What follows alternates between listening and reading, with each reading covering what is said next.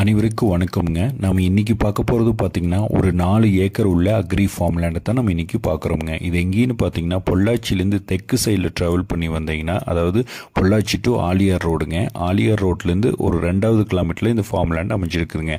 ஒரு சின்ன ஒரு ஃபார்ம் ஹவுஸுங்க. ஒரு 300 தென்னை மரங்கள்ங்க. எல்லாமே நாட்டு தென்னை மரங்கள்ங்க. வயசுன்னு பார்த்தீங்கன்னா ஒரு 10லேருந்து 15 வயசுக்குள்ளே இருக்குங்க. நல்ல ஸ்கொயரான ப்ராப்பர்ட்டிங்க.